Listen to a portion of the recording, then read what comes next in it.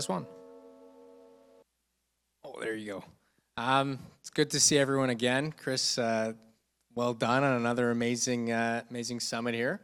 I spoke 2 years ago last year, and 2 years ago I was talking about what is MLI Select. Last year I was still talking about what is MLI Select. So I'm going to take a little bit of a different approach this time, talking about the changes and what you should be concerned about or happy with. So we're going to take that approach. But just as a background, if you don't know who Peakhill Capital is, we're a lender. We're operational across the country.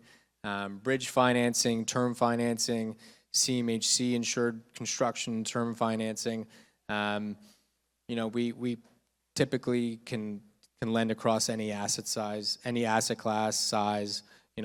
1 to over 100 million, pretty dynamic that way. And we also have some equity capital available. That equity capital is mostly geared for multifamily developments. That's JV capital. Those check sizes are 3 to 10 million, so looking for larger scale developments. Again, ground up multifamily rental, that's the mandate. I kind of went through this, so you can talk to me afterwards if you have any specific deals or parameters you're looking for. But we'll get to the changes to CMHC right away. Does anyone not know what MLI Select is yet? I'm assuming everyone is kind of familiar. Okay, so good. So we've had a few changes over the last few years relating to MLI Select. Typically, the big ones happened in June, or last June. We had changes to the MLI Select parameters, which now you can't qualify for a 50-year amortization on energy efficiency alone. You need some level of affordability. I'll get to that, but the most recent change was on bundling. There was a lot of concern that we wouldn't be able to finance 4+1s for a few weeks there. Everyone was panicked, but you can. I'll just give you the definition. What is allowed, what's not allowed, what is bundling. So what a lot of people were doing was they were taking, I guess I'll step back. The minimum you can finance with CMHC is 5 units. You need 5 units, that's considered multifamily for CMHC, and off you go. In the past, what people were doing was they were taking a triplex beside a triplex. They were saying this is 6 units, getting a certificate for all 6, and they were qualifying that as a commercial multifamily property. In some cases, that's no longer allowed, only under a few circumstances. So in this case, you can have, I get a lot of questions, hey, if I build a triplex beside a triplex beside a triplex, can I still bundle it all together into one deal? You don't see that a lot in Toronto, but you would see that in some secondary markets. In this case, you can do that. You can have detached separate buildings where they could be triplex, triplex, triplex, not qualifying on their own, but if they're on one legal lot or one PIN, you can go ahead and do that. And each unit needs to have its own civic address. 4+1s are permitted as an exception because the fourplex and the laneway isn't quite the same build, but it's permitted. And if you have multiple legal lots, like several PINs, say it's like a townhouse development, they all need to be connected. So you have to be able to walk around the buildings. You can't walk in between them if it's multiple legal lots. The idea is that CMHC, if they ever took possession, the lender like us took possession of the buildings, we could sell them off in one go as a multifamily property versus if it was bundled like a triplex and a triplex, we'd have to sell them off as residential properties. So non-permitted uses of bundling, this was a big change. It affected a lot of people. A lot of lenders had deals die. So anything that's detached, self-standing, individually qualifying, can't do. And just follow number 1 and 2 at the top, and you're not going to have any issues. Construction financing. So back in January, there was a lot of concern that you wouldn't be able to get 95% of construction costs financed during the construction period with CMHC. that was the biggest thing for the massive apartment boom over the last 5 years, was that you're able to go 5% down and build an apartment project. So CMHC, they came to our office and they said, yeah, we're on all deals. It's going to be 75% of construction costs during construction, and then there's going to be a holdback that you'll get once you lease up the property. What we're finding is that that hasn't been applied so consistently. Definitely in large deals, like $50 million plus, you should expect a holdback, so 75% of cost. There's other solutions to fill that equity gap, but on smaller deals, especially if in the missing middle, especially if there's some affordability, but even if there's not affordability, just given the size of these loans, there's a good chance that you are not going to need, you're not going to have a rental achievement holdback. So the way I think about it is, look, if you're going to build an apartment project, you should look at both options today. CMHC was kind of skittish for a bit. Now with the Liberal government wanting to be more involved in housing, I think that I think that they're going to start to push this a little bit more in terms of supporting new construction as opposed to pulling back. Yeah, I think on projects like Missing Middle Toronto, they'll definitely be incentivized to support you guys in getting the approval without the rental achievement holdback. They were also talking about bonding on all deals. Again, smaller projects, I don't know if you're going to need it. In most cases, those trades aren't even bondable. So that's an insurance policy that costs 1% to 2% of hard costs. Big projects, you're going to need it. But the way I think about it is, whenever you submit an application for construction, I would always try and think about if you have any other security that you would be willing to pledge to the loan to make sure that you're not getting hit with any of these mitigants from CMHC, being a rental achievement holdback or bonding.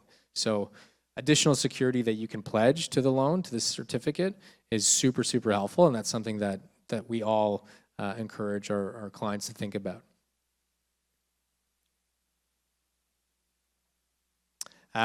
Rumors of changes to MLI Select. The last few months, I've been hearing, everyone's calling me saying, what's happening, what's happening, what's happening? I heard they're getting rid of energy efficiency. There's been nothing official from CMHC. So far, it's all rumors. So, as of May 20th, which was last night, there was no official updates to any lenders. Likely, if there is any change, we're not going to get a heads up of more than a week or two, if any heads up. But any changes that have happened over the last few years have occurred in the month of June. And if I would guess, it probably has to do something with MLI Select and energy efficiency, because I know they want to focus more on affordability and push people more towards offering affordable units. So again, nothing concrete as of yet. It's all rumors. So I just wanted to clarify that because people ask me every day.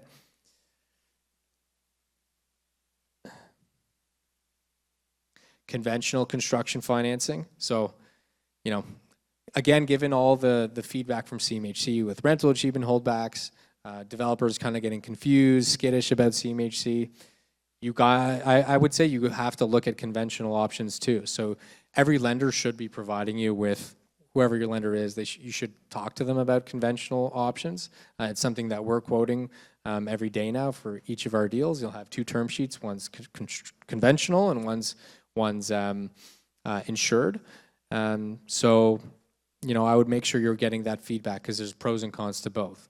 Like CMHC insured would be, better interest rate, potentially higher leverage. Conventional would be a faster solution. So it depends what your schedule is and where you're at in the development process. CMHC, I recommend 5-6 months before you need a draw, that's when your submission to CMHC has to go in. So just being on top of it, the timelines, and talking to your lender in advance of when you think you should be is probably a good idea.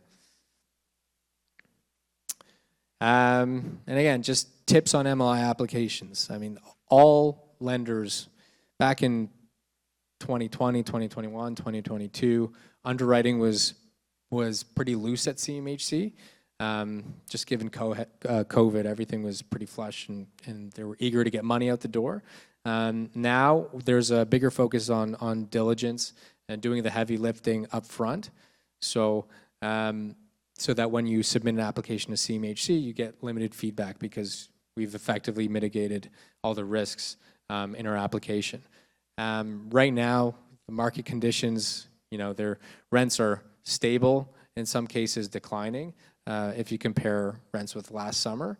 So the big thing is making sure that despite what your lender recommends to CMHC, you have a third-party appraiser confirming that the rents that you're offering up are recent, they're within the last 6 months, that every line item there has a good reasoning and good support, because you don't want to submit an application and have CMHC ask where you came up with the vacancy factor or the rents. You want to make sure that you have really strong supporting documentation and comps all the way through.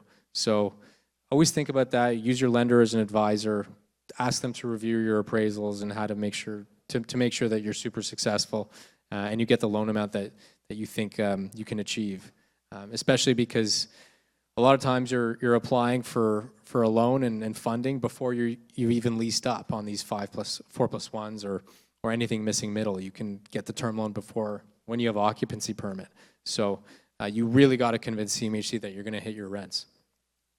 There's a new rule as well where you must ensure that your units are sub-metered. This is specifically for missing middle townhomes, very specific actually in Alberta.